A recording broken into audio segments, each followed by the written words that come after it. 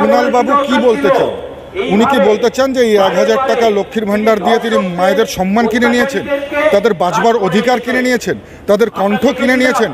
কুণাল বাবুদের মতন লোক যদি ভেবে থাকে যে 1000 টাকায় লক্ষ্মীর ভাণ্ডার দিয়ে মহিলাদের মাথা কিনে নিয়েছেন, মহিলাদের সম্মান কিনে নিয়েছেন, মহিলাদের স্বাধীনতা কণ্ঠস্বর কেড়ে নিয়েছেন, তাহলে কুণাল বাবুর মতন লোকেরা ভুল করবেন। যে শিক্ষা জুড়ে যেমন দুর্নীতি সমগ্র পশ্চিমবঙ্গে হয়েছে, ঠিক একইভাবে স্বাস্থ্য নিয়েও কিন্তু দুর্নীতিতে জড়িয়ে রয়েছে এই সরকার। তাই আমার মনে হয় যে তদন্ত হলে বহু রাঘব বোয়াল কিন্তু বেরিয়ে আসবে এবং তারা কিন্তু একেবারে যে বিচার ব্যবস্থা সেটা সামনে চলে আসবে এবং সাধারণ মানুষের কাছে দুধ কা দুধ পানি কা পানি হয়ে যাবে। দেখুন, একদিকে মমতা বন্দ্যোপাধ্যায় তিনি জাস্টিস ফর আরজি কর বলে তিনি পথে নামছেন, আবার যারা এই ধরনের দুর্নীতির সঙ্গে যুক্ত বা যাদের নামে অভিযোগ তাদেরকে বাঁচাবার জন্য কোটি কোটি টাকা খরচ করে তারা সুপ্রিম কোর্টে অ্যাডভোকেটের প্যানেল তৈরি করছে। এখন সন্দীপ ঘোষ তো নিজে করছে না, তার মাথায় কারোর হাত রয়েছে বলেই করছেন। তার মাথায় তৃণমূল কংগ্রেস দ্বারা পরিচালিত এই সরকারের যিনি সুপ্রিমো তার হাত রয়েছে বলেই সন্দীপ ঘোষ এত বড় সাহস পাচ্ছে। দেখুন, একটা কথা বলবো যে এখানে সবচাইতে বড় দোষী সে, যে দোষীদেরকে প্রশ্রয় দিচ্ছে।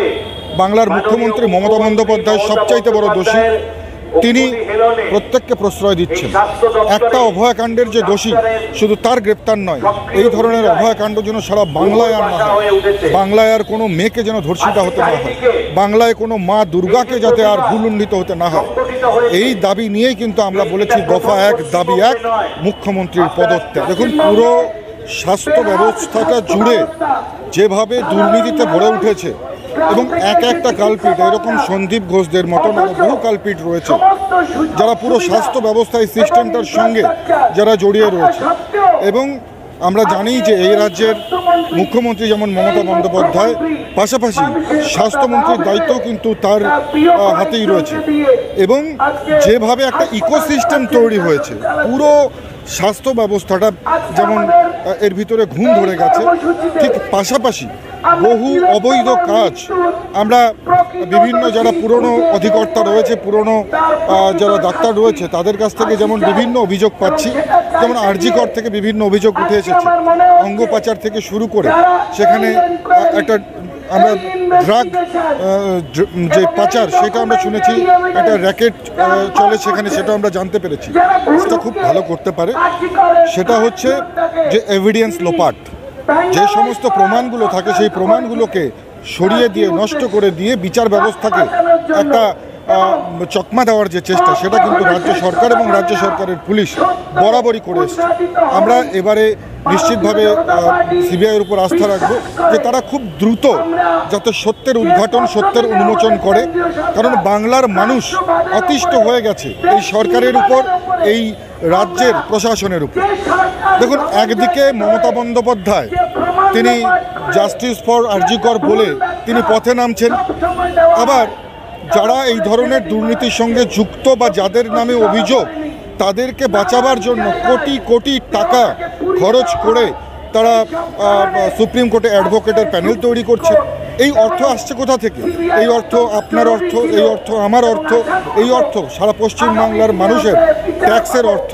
সেই অর্থ দিয়ে যারা দুষ্কৃতী, যারা অপকর্ম করছে তাদেরকে বাঁচানোর চেষ্টা করছে, তাদেরকে বাঁচানোর জন্য সুপ্রিম কোর্টের উকিলদের একাধিক প্যানেল সেখানে কিন্তু তারা তৈরি করছে। কপিল সিব্বাল থেকে শুরু করে একাধিক নামি দামি অ্যাডভোকেট যারা বহু লক্ষ লক্ষ টাকা যারা ফিস নেয়।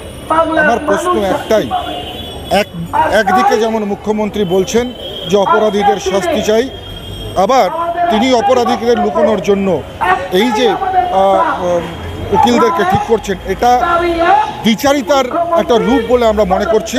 এবং বাংলার মানুষের কাছে এটা স্পষ্ট হয়ে গেছে যে এই মুখ্যমন্ত্রী যতক্ষণ পর্যন্ত বাংলায় রয়েছে, হয়তো এক নির্ভয়ের যে দোষী, সেই দোষীর সাজা পেলেও, শাস্তি পেলেও, এই বাংলাকে ধর্ষকদের পীঠস্থানে পরিণত করবার জন্য মমতা বন্দ্যোপাধ্যায়, তৃণমূল কংগ্রেস এবং পশ্চিমবঙ্গের এই সরকার তাদেরকে প্রিভিলেজ দিচ্ছে, এটা স্পষ্ট।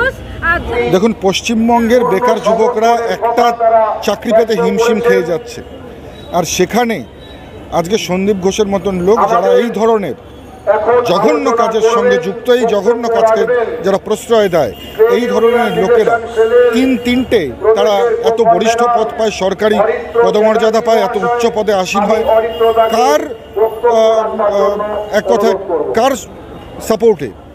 পরিষ্কার কথা, এই বাংলায় আপনারা জানেন যে যতক্ষণ পর্যন্ত মমতা বন্দ্যোপাধ্যায় মুখ্যমন্ত্রী রয়েছে ততক্ষণ পর্যন্ত এই ধরনের লোকেরা প্রশ্রয় পাবে। যে যত বেশি অপরাধকে প্রশ্রয় দেবে তার তত বেশি প্রমোশন এই বাংলায় হয়। এটার প্রমাণ কিন্তু আমরা পেয়ে গেছি। যে নির্যাতিতাকে তড়িঘড়ি তাকে দাহ করা, পিডব্লিউডি দ্বারা যে ঘরে ঘটনাস্থল, যে ঘটনাস্থলের সঙ্গে যুক্ত যে ঘর, সেই ঘরের দেয়াল ভেঙে দেওয়া, যে কনফারেন্স রুম যেখানে ডেড বডিটি পাওয়া গিয়েছে সেখানকার মেঝে অ্যাসিড দিয়ে মুছে ফেলা, দেয়াল সম্পূর্ণভাবে সেখানে অ্যাসিড দিয়ে মুছে ফেলা। অতএব পরিষ্কার বোঝা যাচ্ছে যে এভিডেন্সকে মোছানোর জন্য, মেটানোর জন্য, যাতে সিবিআই এর হাতে কোনো ধরনের এভিডেন্স না আসে, সেই কারণে পশ্চিমবঙ্গ পুলিশের মদতে এই ধরনের ঘটনা হয়েছে। এবং মুখ্যমন্ত্রীর পদত্যাগ হলেই এই ধরনের ব্যবস্থার পরিবর্তন ঘটবে এবং যে ইকোসিস্টেম তৈরি হয়েছে এটা ভেঙে যাবে। যে ঘুঘুর বাসা এক কথায় তৈরি হয়েছে সেটা কিন্তু ভেঙে যাবে। তাই আমরা পরিষ্কারভাবে মুখ্যমন্ত্রীর পদত্যাগ চাইছি। কিন্তু একটা নির্লজ্জ মানুষ, মেয়েদেরকে তিনি সম্মান করতে পারেন না, তাই মেয়েদের সম্বন্ধে এই ধরনের কথা বলেছেন। অর্থাৎ উদয়ন গুহর মতন মানুষরা ধর্ষকদের সমর্থন করেন, যারা ধর্ষণ করে তাদেরকে সমর্থন করেন এবং মেয়েদেরকে অপমান করেন। তার বক্তব্য থেকে স্পষ্ট। এই ধরনের মানুষকে মমতা বন্দ্যোপাধ্যায় নিজের মন্ত্রিসভায় আসন দিয়েছে। অর্থাৎ যে যত বড় কুলাঙ্গার, যে যত বেশি মহিলাদেরকে অপমানিত করতে পারবে, যে যত বেশি ধর্ষকদের সাপোর্ট করবে, মমতা বন্দ্যোপাধ্যায় তাকে ততই উচ্চ আসনে তাকে বসাবে।